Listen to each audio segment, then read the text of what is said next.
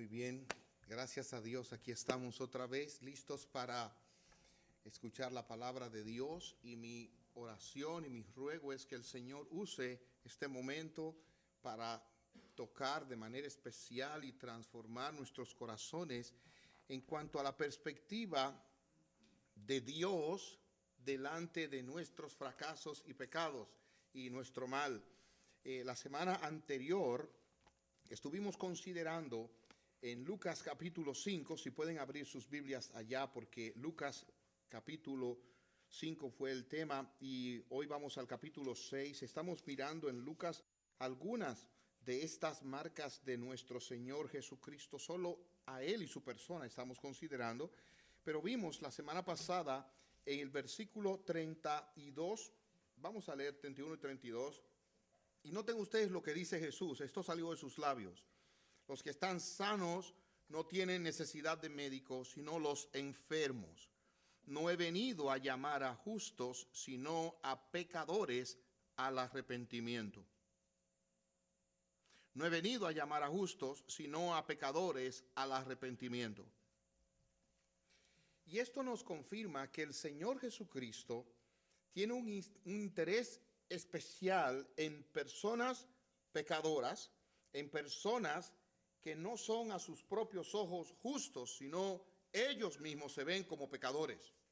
Y teniendo esto en mente, en el capítulo 6, yo quisiera llamar su atención. No lo voy a leer ahora, sino que lo voy a ir mirando durante el sermón, a cómo él, de manera particular, hace un énfasis en aquello que él escoge según a lo que él vino. ¿En qué Jesús pone sus ojos? ¿Qué tipo de personas son las que él escoge para usarlas? ¿Cuáles son aquellos que él prefiere llamar para que les sirvan? Como norma general. Vamos a orar y vamos entonces a entregarnos a la exposición del capítulo 6, donde hay de manera particular 3 elecciones que hace Jesús que deben llamarnos la atención. Vamos a orar. Señor y Dios, te damos gracias porque hasta aquí nos has ayudado. Gracias por tu palabra, gracias por la bendición de tu Espíritu, que has registrado aquí el testimonio de la vida de nuestro Señor y Salvador Jesucristo. Bendícenos y ayúdanos, y sé con tu siervo ahora para la gloria tuya. En el nombre de Cristo, amén. En esta semana me llamó la atención una publicación que decía cuántas celebridades habían fallecido en lo que va de este año.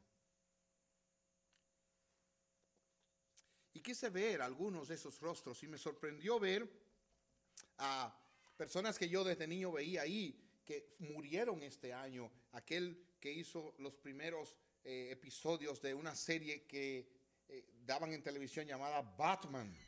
No es nada de lo que ustedes ven ahora. Era blanco y negro y el uniforme era feísimo, pero para mí como niño me encantaba eso. Y el que hizo 007 al principio también murió. Pero entre las celebridades que murieron este año, me llamó la atención en particular algunos que se suicidaron. Y si usted se pone a pensar, voy a ser muy honesto con ustedes. Cuando yo veía la fotografía de ellos, eran, en el caso de los hombres que vi, apuestos. O sea, no eran hombres feos que probablemente se sentían mal con su figura. No, eran atléticos y se veían bien. Ahora, cuando usted se pone a pensar también, pero estos hombres, además de que eran apuestos, eran famosos. Hay gente que lo que quiere es fama, no importa el precio. Ya ellos la tenían.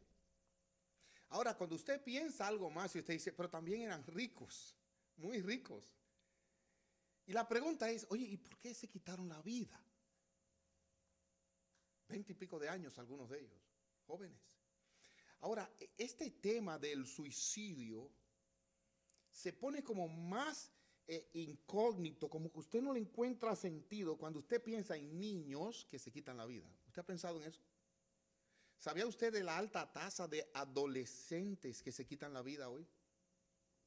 Algunos de ellos porque han sido maltratados en la escuela con lo que le llaman bullying. Se burlan de ellos los demás niños, los hacen sentir menos. Y uno de los argumentos que pueden tener los suicidas es que ellos llegan a sentirse que son, como algunos lo definen, losers. You are a loser. Se sienten fracasados, que se llegan a pensar que de verdad son menos, son nada, fracasados.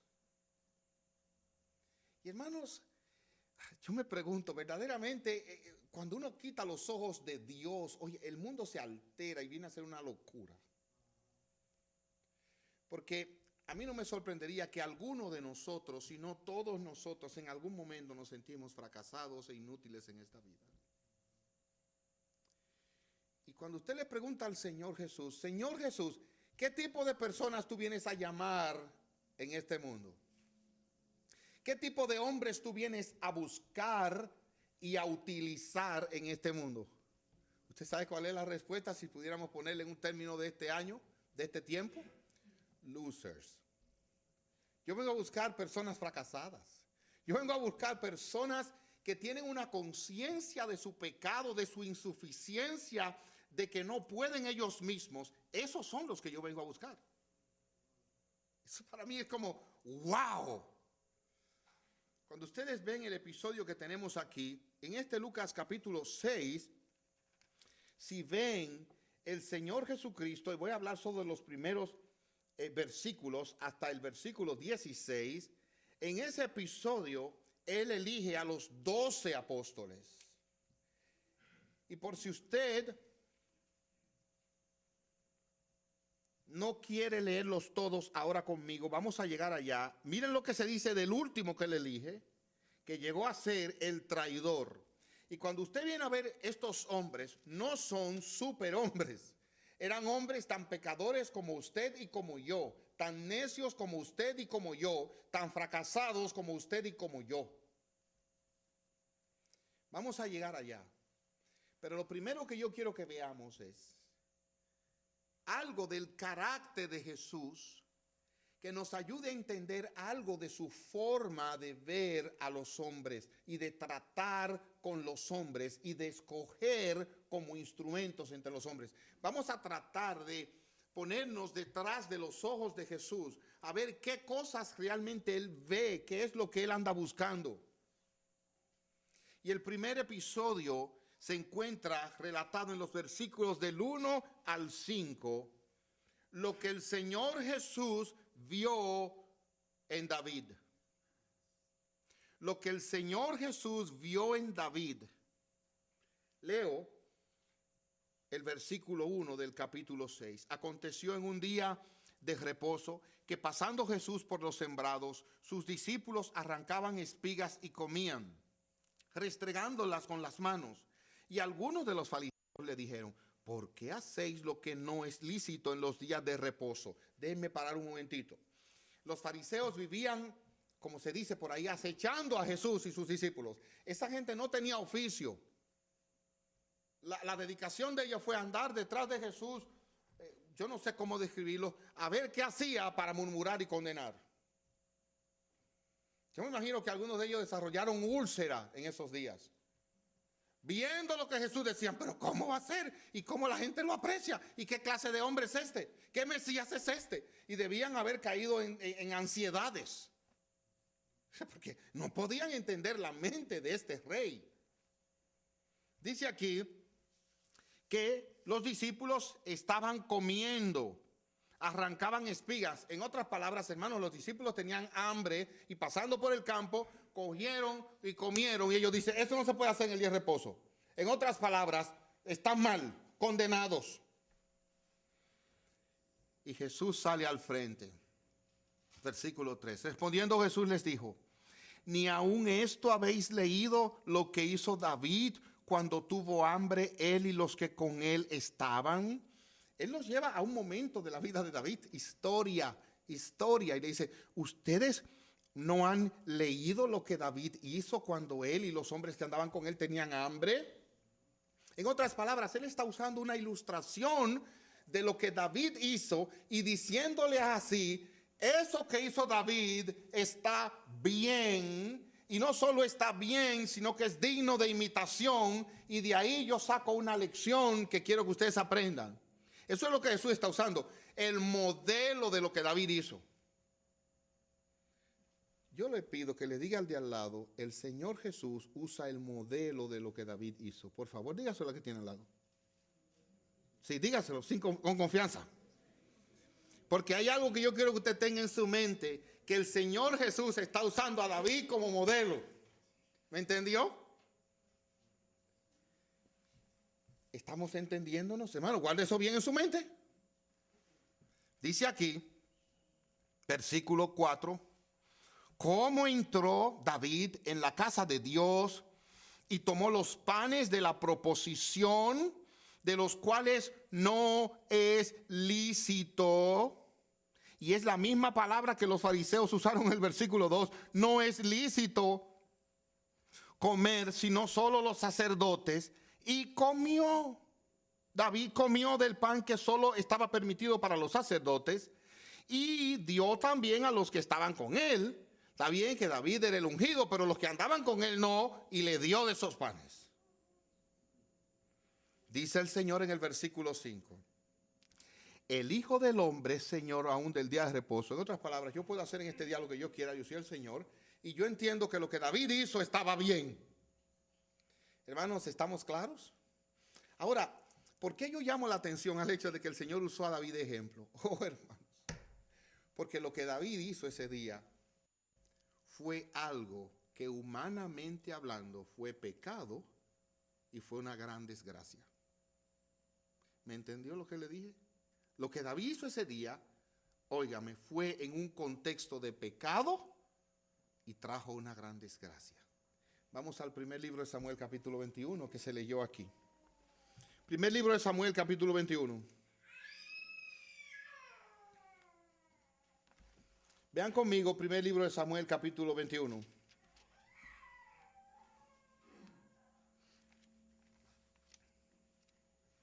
David andaba huyéndole a Saúl. Ya David había sido ungido como rey, pero aún Saúl era el rey. Aunque David había sido ungido por Samuel, Dios lo había escogido, David estaba huyéndole a Saúl. Saúl estaba actuando como un demente, como un loco, y David tuvo que salir huyendo. Saúl lo quería matar y David tuvo que salir huyendo. Y si ustedes leen conmigo, en este pasaje, nosotros encontramos el encuentro entre Saúl y el sacerdote Ahimelech. 3 oficios en el pueblo de Israel. Profeta era Samuel, David no podía ir donde Samuel. Rey era Saúl, David no podía ir al rey. El sacerdote era Ahimelech, él fue al sacerdote. El sacerdote vivía en el templo, estaba en el templo. Y estando allí, él llega a David y le pregunta al sacerdote, ¿cómo vienes tú solo y nadie contigo? Dice el versículo 2. Respondió David al sacerdote Ahimelech. Escuchen, el rey me encomendó un asunto y me dijo, nadie sepa cosa alguna del asunto a que te envío y lo que te he encomendado, y yo les señalé a los criados un cierto lugar.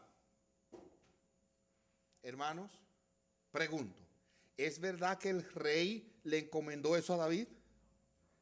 ¿Cómo se llama eso en español? Ah, mentira, David estaba hablando mentira. Pero he aquí lo que el Señor vio, versículo 3. Ahora pues, ¿qué tienes a mano? Le dice David al sacerdote, dame 5 panes o lo que tengas. El sacerdote respondió a David y dijo, no tengo pan común a la mano, solamente tengo pan sagrado, pero lo daré si los criados se han guardado a lo menos de mujeres. Y David le dice, sí, sus vasos están limpios, sus cuerpos están limpios, ni ayer ni antier no hemos tenido mujeres. Puedes darnos los panes que son dedicados a los sacerdotes.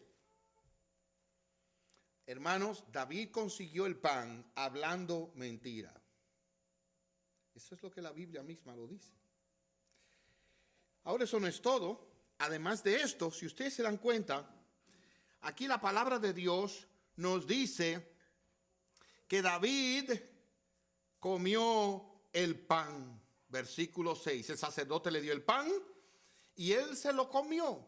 Y luego nos dice aquí, en el versículo 7, y estaba allí una persona que lo vio, anoten ese dato, uno de los siervos de Saúl, cuyo nombre era Doeg, edomita. Eso significa que él era de Edom, él no era judío, pero había sido prosélito convertido al judaísmo y por eso estaba ahí, pero él no era de esa nación. Y dice que entonces este hombre principal de los pastores de Saúl, ese hombre luego fue con el chisme donde Saúl, y veremos lo que pasó después. Pero he aquí lo que pasó. David estaba en el templo, hermanos, miren, comiéndose el pan.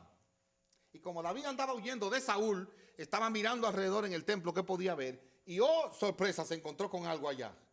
La espada de Goliat, a quien el mismo David había matado. Vio la espada ahí y miren ahora la pregunta que le hace al sacerdote. Versículo 8. ¿No tienes aquí a mano lanza o espada? Escuchen. Porque no tomé en mi mano mi espada ni mis armas, por cuanto la orden del rey era apremiante. ¿Qué es eso? Yo quiero ir a la iglesia. Hablen como ustedes son aquí el jurado. ¿Qué es eso? Mentira. Otra mentira. Y hermanos, eso fue en el mismo contexto de la ilustración que el Señor Jesucristo hace de David. El Señor no torció la boca como haríamos nosotros los hispanos cuando dicen David en el templo. Él fue y tomó del pan sagrado. Él no dijo, fue en un contexto de mentira, habló dos mentiras al sacerdote, engañó al sacerdote, sino que él vio la buena parte. No quiere decir que él pasa por alto el pecado, no quiere decir que Dios no ve el pecado y tiene consecuencias, pero a la hora en que Dios nos ve a través de la justicia de Cristo, del perdón de Cristo en la cruz, hermanos, él ve la parte buena y pone a un lado la parte mala. Ahí está, ustedes lo están leyendo en su Biblia. Ahora, además de que él habló mentiras, si ustedes ven en el capítulo 22, nosotros nos encontramos con un cuadro todavía muy difícil. El chismoso aquel fue y le dijo a Saúl lo que estaba pasando. Y le dijo, ¿sabe lo que pasó? Aquí el sacerdote le dio pan a David, además de eso le dio la espada de Goliat. ¿Y saben lo que hizo Saúl?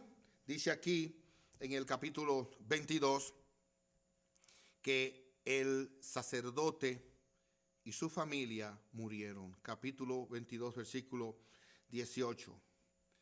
Entonces dijo el rey a Doeg, vuelve tú y arremete contra los sacerdotes. Y se volvió Doeg el edomita, acometió a los sacerdotes y mató en aquel día a, ¿cuánto dice su Biblia? 85 varones. 85 hombres fueron asesinados ese día. Y además de eso, la Biblia nos dice que también mataron al mismo sacerdote y a su familia. Hermanos, desgraciadamente,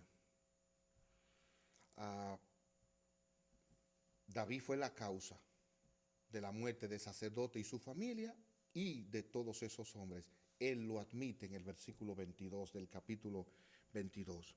Y dijo David a Abiatar, yo sabía que estando allí aquel día Doeg el edomita, él lo había de hacer saber a Saúl, yo he ocasionado la muerte a todas las personas de la casa de tu padre. En otras palabras, David lo admitió. Yo he causado la muerte a esas personas. Pero hermanos, cuando volvemos al Evangelio de Lucas capítulo 6, vamos a mirar allá otra vez. Yo le suplico y yo le voy a entregar mi casa a usted, el título, al salir de aquí, y le voy a entregar los bienes que yo tengo firmados, mis pasaportes, mis vehículos, todo lo que yo tengo se lo doy. Si usted me encuentra en ese pasaje alguna referencia a los pecados que David cometió ese día. ¿Se dice algo de eso? Búsquelo, hermano. Si usted quiere una casa, la tiene. Encuéntrelo y le voy a dar eso. ¿Sabe por qué? Porque no está. Obviamente, yo me aseguré antes de ofrecérsela. Sí, hermanos, no me vayan a atrapar aquí en el púlpito. Hermanos, no está la referencia, porque nuestro Dios, óigame bien, a la hora de llamar a alguno y utilizarlo, Él tiene una forma de resolver con los pecados pasados de esa persona. Cristo y su justicia y la muerte de Jesucristo en la cruz. Hermanos, si no fuera así, nadie podría estar en su presencia. Él ve lo bueno y que Dios ahora, óiganme bien hermanos, nos conceda a nosotros también esa gracia. Porque nosotros padres tenemos hijos que en algún momento, como dicen en español, meten la pata, la meten bien y la meten las dos a veces. ¿Y saben qué tenemos que traer? Lo bueno, y que Dios nos ayude a coger lo bueno, recordar lo bueno y bendecirles por eso. Y no quedarnos ahí en el disco rayado de lo que hicieron en lo bueno, que Dios nos ayude a eso como Cristo lo hizo aquí. Ahora ahí no queda el asunto, hermanos. Ahí no queda el asunto. La Biblia dice que Dios no solamente perdona los pecados. Óigame ahora qué maravilla. Dice Miqueas 7:18. Escuche esto. Que Dios como tú, que perdona la maldad, y oiga la palabra, y olvida el pecado del remanente de tu heredad. No retuvo para siempre su enojo, porque se deleita en misericordia. Nuestro Dios se deleita en misericordia. ¿Usted oyó bien eso? Se deleita en misericordia. Él se deleita en hacer el bien, en perdonar. Y usted y yo no podemos olvidar, pero Él olvida el pecado.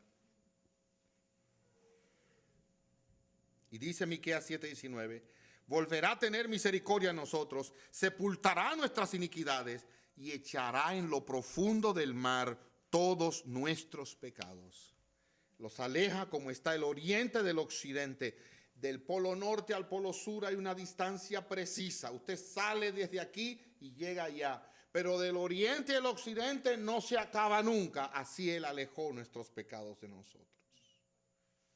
Bendito sea nuestro Dios. Pero quiero mirar otra vez en Lucas capítulo 6, más brevemente, lo que Él hizo en el templo.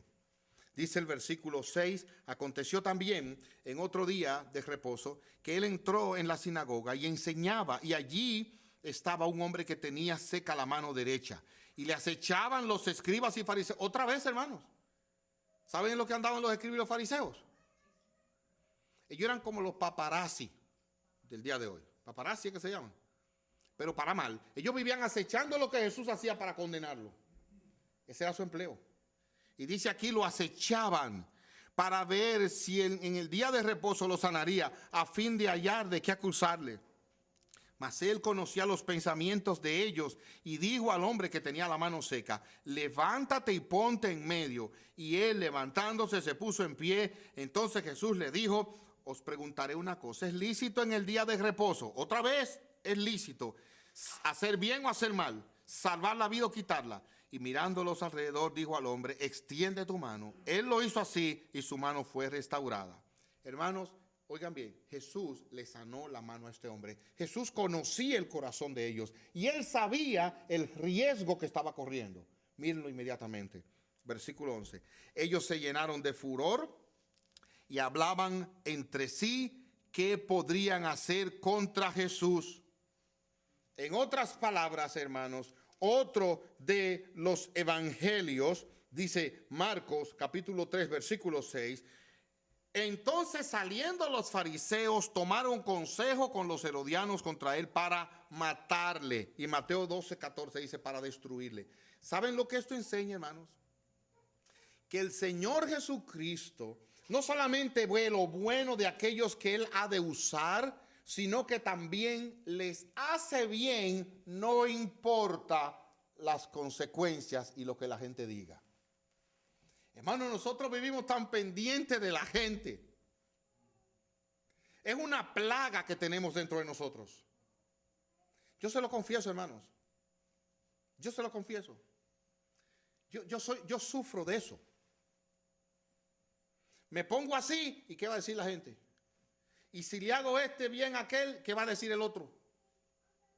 Y si le doy un plato de frijoles a ¿qué va a decir el vecino?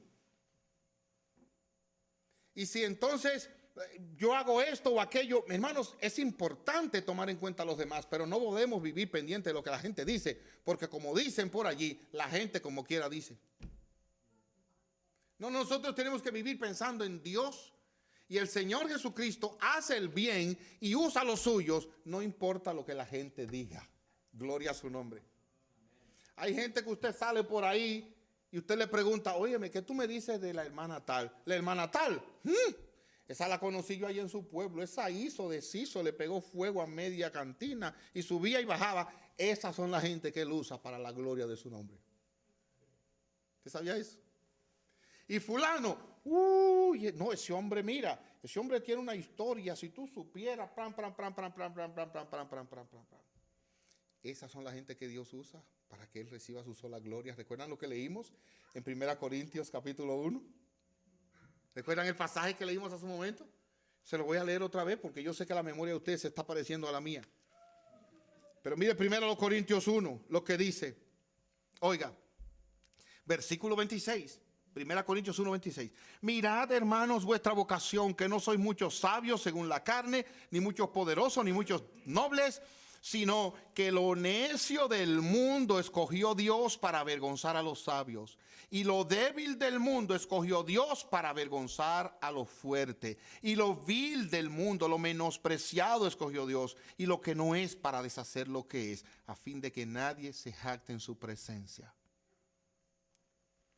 Hermanos, la idea es que nos gloriemos en el Señor. Se lo digo de otra manera. Todo el que sirve a Cristo tiene una cola que le pisen. El que no, entonces yo comenzaría a preocuparme. Sí, yo estaría preocupado. Porque la pregunta sería, ¿de qué te salvó el Señor Jesucristo? ¿De qué? ¿Cuándo fue que viniste a convicción de pecado? Hermanos, si ustedes me ven aquí a mí predicando y me ven cambiado, no, hermano, yo soy más pecador que todos ustedes juntos. Pastor, sí. ¿Y cómo usted puede decir eso? Bueno, porque yo no sé cuáles son sus pecados, pero yo sí sé cuáles son los míos. Y eso es suficiente para yo saber lo que soy. Pero ¿saben qué? Él hace bien. Mirando el bien y hace el bien, no importa las consecuencias y lo que la gente pueda decir. Y por último, la elección de los apóstoles. Mírenlo allá en el versículo 12. En el versículo 12 se nos habla de la elección de los 12 apóstoles. Lo voy a leer. En aquellos días, él fue al monte a orar y pasó la noche orando a Dios. Algunos dicen, ¿saben por qué él pasó la noche orando? Porque iba a escoger los 12. ¿Y cuánto debió orar y cómo debió orar por Judas? ¿Y cómo debió orar por Pedro, que lo negó 3 veces? ¿Y cómo iba a orar por el Tomás? Esta mañana leía yo la negación de Tomás y yo decía, wow, pero la verdad es que, ¿cómo Tomás pudo decir, si yo no meto los dedos en sus manos a través del hueco? Oiga lo que él quería, él no quería verlo, él quería hacer así, por ahí, decir, yo lo creo. Y ponga la mano en el costado, no lo creo. Y después que lo vi, dije, ¿cómo podía Tomás decir eso? Me di cuenta de que yo también soy un Tomás. Pues yo vivo en incredulidad, hermanos. Pasa una cosa, pasa una aflicción. Oye, pero ¿será verdad que hay Dios? ¿Se muere alguien? ¿Será verdad que hay cielo? ¿Es bueno Dios? Hermanos, ese espíritu lo tenemos todos, por eso está ahí. Pero miremos aquí, pasó la noche orando, versículo 13, y cuando era de día llamó a sus discípulos y escogió a 12 de ellos, a los cuales también llamó apóstoles, mensajeros. A Simón, a quien también llamó Pedro, a Andrés su hermano, Jacobo y Juan, Felipe, Bartolomé, Mateo, Tomás, Jacobo, hijo de Alfeo, Simón llamado Celote, Judas, hermano de Jacobo, y Judas Iscariote, que llegó a ser el traidor. Hermanos, le voy a decir la verdad, estamos acostumbrados a estos nombres, pero ni siquiera eran nombres cada uno que tenía un solo nombre. Varios compartían el mismo nombre. Eran hombres comunes y corrientes, como el pastor MacArthur lo llama en su libro. 2 apóstoles. Cuando usted buscaba el trasfondo de estos hombres, usted puede encontrar que no tenían en ellos nada relevante, nada extraordinario. Es interesante que hablaba con un hermano para una posición que hay en una organización cristiana, y esa organización exige que los que vayan a trabajar ahí en esa posición tengan un título de bachillerato o licenciatura.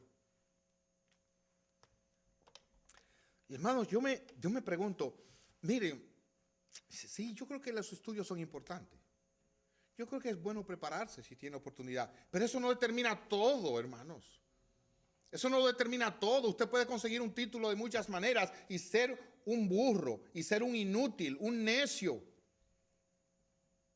Yo no estoy hablando porque yo no lo tenga. Ustedes saben, por la misericordia de Dios, lo que tengo. Pero eso no significa nada. Nada. Usted puede encontrar un intelectual con 2 PhD y es un inicuo, blasfemo, enemigo de Dios. Eso no es la vida. De hecho, el Señor Jesucristo no recibió ningún título teológico. Por eso le decían, pero él no es un hombre de letras. ¿Y cómo habla así? Y Pedro hablaba con una manera que los hombres decían, pero ¿cómo estudió este? El Espíritu lo usó para la gloria de su nombre.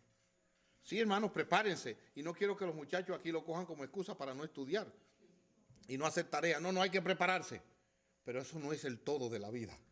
Estos hombres no tenían una preparación académica fundamental, pero Dios los usó.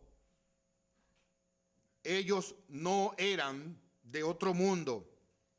Ellos no eran ni siquiera personas divinas o con la influencia de la divinidad como Dios. No eran la crema de la sociedad. Ellos tampoco eran personas de importancia, de nombre. Ellos no eran los más educados, no eran los más diestros, no tenían los mejores dones. Humanamente hablando, la verdad es que ellos tenían una sola cosa en común: eran ordinarios. Ordinarios. Ordinarios. Y eso es maravilloso.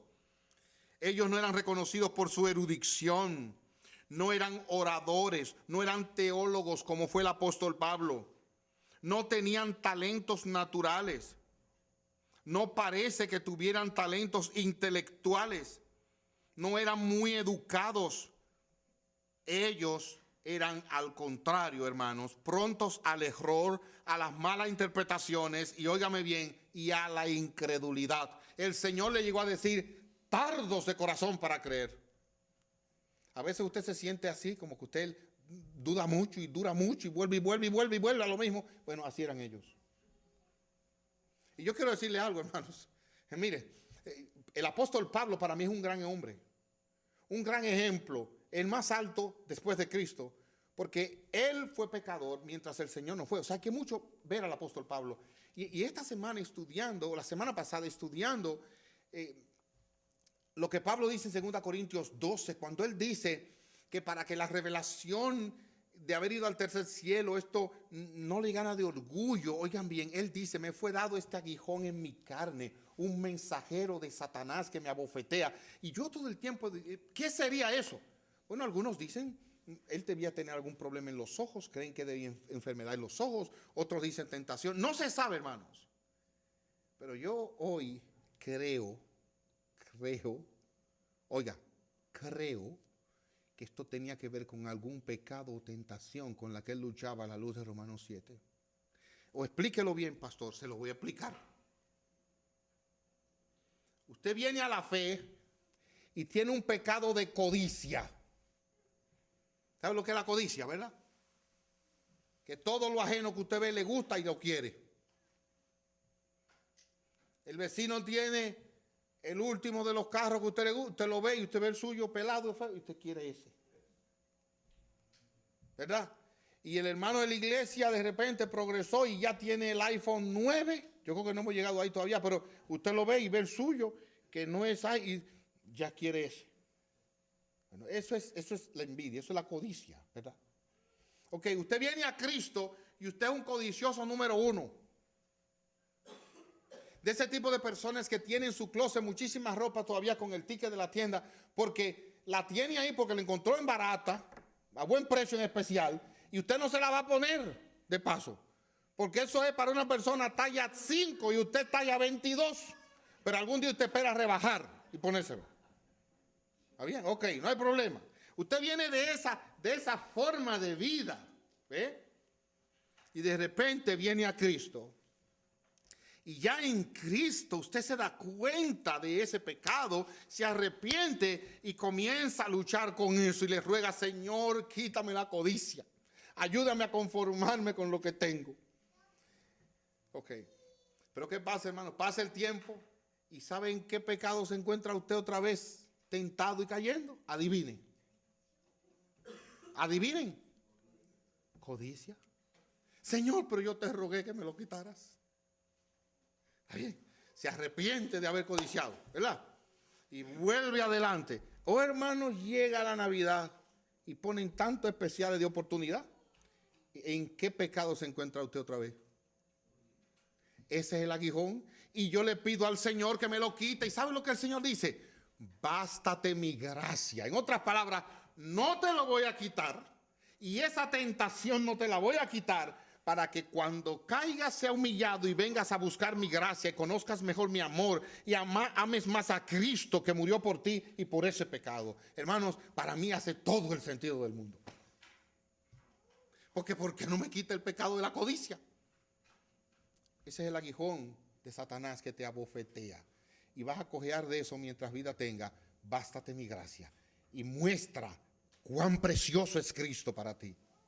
Muestra cuánto yo te amo. Disfruta mi amor por ti. Y a pesar de caer otra vez, yo te perdono. Eso eran estos hombres, pecadores que cayeron, que volvieron a caer y que la gracia de Dios los levantaba. El pecado lo odias, el pecado lo aborreces, pero te encuentras otra vez inmerso en estas cosas. Amados, ¿qué aprendemos nosotros aquí del Señor Jesús? Aprendamos a escoger también la mejor parte. Oh sí, hermanos, no descartemos a la gente por lo que hayan hecho. Cojamos la mejor parte y prediquemos este evangelio. Dios predica esperanza y perdón para pecadores. ¿Cuántas veces? Todo el tiempo. No, mi hermano, es que yo tengo un pasado muy serio. ¿Sabe lo que Él va a ver de tu pasado? La parte buena para la gloria de su nombre, como Él vio en el caso de David. Arrepiéntete de tus pecados y Él sacará lo bueno de ti para la gloria de su nombre. Hermanos, pero hagamos lo mismo con nuestros hijos, hagamos lo mismo con nuestros hermanos en la iglesia. Oh, hermanos, recientemente me vi en una situación de una persona que había tenido una conducta muy buena, pero de repente se descubrió que esa conducta muy buena estaba acompañada de cosas muy malas. ¿Qué hacemos, hermanos? ¿Qué hacemos? Yo se lo voy a ilustrar. Es como que usted está comiéndose un caldo en un día de los fríos que dan aquí en Chicago. Y después que usted se está comiendo ese caldo y disfruta el caldo y celebra el caldo y come la carne del caldo y come todo lo que tiene el caldo. En el fondo del caldo encuentra un insecto. Usted o maldice el caldo o se disfruta lo que comió y se olvida del insecto. ¿Qué usted quiere hacer? Olvídese el insecto y si, no sé, es lo mejor que puede. Olvídese el insecto y si disfruta el caldo. Y qué buen caldo. Lo único al final apareció eso, pero yo lo boté. No me lo comí. Hermanos, aprendamos a seleccionar lo mejor para la gloria de Dios. Esposos con sus esposas. Yo le doy gracias a Dios por el don que me ha dado mi esposa, ¿saben? Pero cuando yo me casé con mi amada esposa, al principio yo creía que yo era mejor que ella. Oiga, qué bruto, qué burrazo era yo. Y hoy, yo no le doy ni por los tobillos a esa mujer. Ese es 1000 veces mejor que yo. Que Dios nos ayude a ver lo bueno y a coger lo bueno para la gloria de su nombre. Amados, también, hagamos el bien como nuestro Salvador sin importarnos lo que la gente va a decir. Le sanó la mano al hombre, alguien decía, ese hombre debía ser un albañil, necesitaba su mano, él lo sanó. Y no importa lo que la gente dijera. Dios nos ayude a ser fieles a Él, independientemente en la manera en que la gente lo pueda ver. Ahora estando en Massachusetts, amados míos, el pastor José Reyes, mi querido hermano, donde nos hospedó todo ese tiempo que estuvimos allá, y este hombre se levantaba cada día a hacernos un buen desayuno dominicano. Él es dominicano. Y hermanos, pasamos un tiempo maravilloso. Pero un día estaba en la iglesia, me invitaron a darle estudio bíblico, y él toca el acordeón. Él aprendió a tocar el acordeón hace mucho tiempo en su pueblo. Y él saca un acordeón allí para tocar en la iglesia. Un acordeón negro, feo, viejo, usado. Y cuando él me lo muestra, me dice, mire hermano, lo compré en el mercado de pulgas. ¿Cómo es que le dicen a las garras? ¿Cómo es? No, en español. ¿Cómo que le dicen? La garra, ok, bien. Encontró ahí el acordeón en la cosa de garra. La garra, ok, y lo agarró. Si está bien dicho, ¿eh? Ok, entonces me dijo, ese lo estaban dando muy barato.